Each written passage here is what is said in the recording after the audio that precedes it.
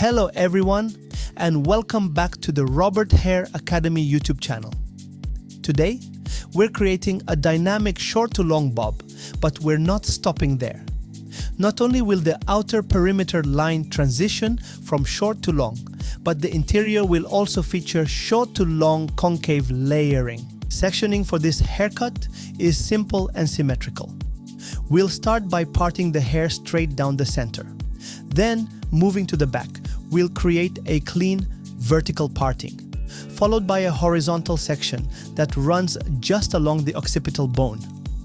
To add shape and follow the natural contours of the head, we're going to angle that horizontal parting slightly diagonal forward, mimicking the jawline. This will set us up for a precise, balanced, short to long shape with internal movement. What I'm doing here is working with a medium elevation, which is going to give us a soft graduation throughout the back. Everything is being brought back to the previous section, so we're working with a traveling guide. This keeps the weight moving consistently and gives us control. Now, what I love about this haircut is how we push a little extra weight just behind the ear. That weight buildup helps us create a really cool, defined outline that curves behind the ear, one of my favorite shapes in this cut. You'll notice that each section I take becomes slightly more diagonal, almost transitioning into horizontal by the final panel. Also pay attention to this last section. While my finger angle stays consistent, I slightly drop my elevation. This subtle shift adds just a bit more weight behind the ear. That's important because a lot of haircuts tend to lose density right at that corner. By keeping the weight there, I have more to work with when shaping the final outline. You can already start to see that graduation building up. It's got a nice, even feel. At this point, I always go through and double check everything to make sure the shape is clean. Now, I've combed down the next section and split it in half. I'm now working up into the mid-crown area. Here's the key. As I move higher up the head, the shape begins to curve away from me. That curve naturally affects my elevation, even though my finger angle stays the same. Because of the head shape, my elevation shifts to a lower position. Not because I changed anything in my hands, but simply because of how the head curves. So what was a medium elevation is now more like a low elevation, or roughly a 45-degree angle because of that curve. It's important to stay aware of that as you move up the head. As I continue working, I'm still bringing everything back to the previous section. This maintains our traveling guide and helps preserve consistency in both shape and weight. It also allows for a gradual buildup of density, especially as we work toward the crucial area behind the ear. This consistency in over direction is key for maintaining balance throughout the cut. As I make my way over to just behind the ear, you'll notice the sections become slightly more diagonal. This subtle shift in sectioning direction helps me follow the natural curve of the head while maintaining the flow of the haircut. Each section builds on the last, allowing the weight and structure to develop smoothly without abrupt transitions. What's really important here is how we handle the buildup of weight behind the ear. I'm intentionally preserving a little extra density in this area. A lot of times, when people round that corner too aggressively, they lose volume or create a gap that breaks up the outline. By keeping the hair directed back and maintaining that elevation awareness, I'm setting myself up for a much stronger perimeter shape later on. That slight weight buildup behind the ear allows me to carve a really beautiful, defined line in the final detailing stage. It's one of my favorite parts of this haircut because it gives the bob a bold, modern edge while still feeling soft and wearable. It's these small, thoughtful decisions during the foundation that make all the difference in the end result. As we move forward in the haircut, it's important to maintain continuity on both sides of the head. The technique remains consistent throughout. The foundation we established in the back continues to guide our work in the sides, ensuring symmetry and balance in the overall shape. Rather than lifting or adjusting the angle excessively, we simply comb the hair from the front toward the back, maintaining the same direction of over direction we used earlier. This helps preserve the flow of the shape and keeps the layering aligned with the structure already built into the back. This approach is both efficient and intentional. By not raising the elevation here, we allow the natural fall of the hair to inform our cutting line.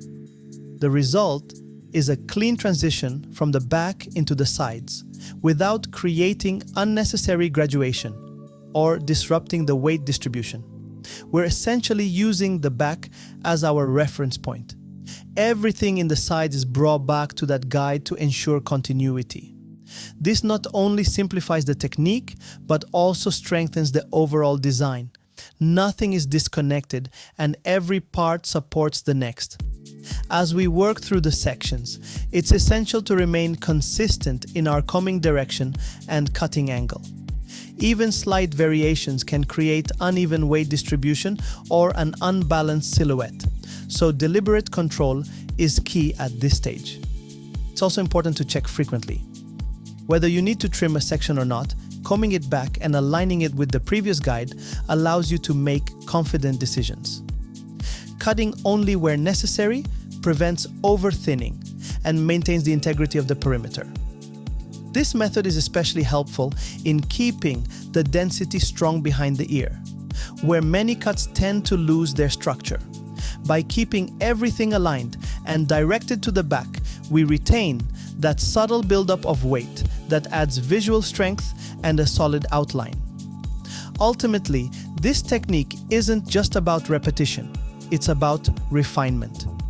You're shaping a haircut that feels seamless and intentional, from the back through to the front, with every section working in harmony to support the final design. Before we begin refining the shape, I like to prep the hair by straightening it with a flat iron.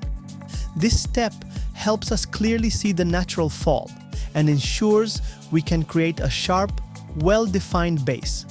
Smoothing the hair down to its natural position allows for more precision when detailing the perimeter, especially in haircuts that rely on clean lines and structure. For this, I use the Dyson Corale, a truly professional-grade flat iron that's become an essential part of my toolkit. What makes it stand out is its ability to straighten the hair without excessive heat damage. The flexing plates adapt to the hair as you pass through, applying even tension while minimizing breakage. It's especially useful when working with clients who want both performance and hair health. Of course, the temperature you use should always depend on the hair's density and texture, but I can confidently recommend this iron to anyone serious about high-level results. Since I started using it, I've been genuinely impressed, not only by its performance, but also by how much it's improved the finish of my cuts. It's an investment in both quality and client satisfaction. Now, we're moving into the detail work, and this is where the haircut really comes to life. Up until now, the structure has been all about building the foundation, but this part is where we start sculpting the final shape. As you can see, it doesn't look like much of a finished haircut just yet. And that's intentional. The detailing is what defines the look. I start by carving out the point and creating that soft curve through the hairline. All the over direction we built into the earlier stages of the cut has pushed weight down into this area, giving me the density I need to form a clean, solid line. That weight is essential. It allows me to shape the outline with precision and confidence. As I refine, I am mostly using the tip of the scissor for control, I want to emphasize that I'm not rushing through this process. I'm constantly going over the line, tweaking and perfecting it. This isn't about cutting a lot of hair at once. It's about refining what's already there. Every pass is deliberate, designed to sharpen the edge and enhance the visual strength of the cut. If you found this tutorial helpful, please give it a like or share it. It truly helps us grow and reach more people. Most importantly, don't hesitate to leave a comment if there's a specific haircut or technique you'd like to see in a future video. We're always listening, and we love tailoring our content to your needs. Thank you so much for spending this time with us. Until next time, stay blessed. And if you enjoyed this video, don't forget to subscribe to the channel and share it with a friend who would love to learn these professional techniques. Your support means the world to us, and it helps us continue bringing you expert tips and insights from the world of hairdressing. Thanks again for watching, and I can't wait to see you in the next video. Stay tuned for more educational content designed to help you grow and succeed behind the chair.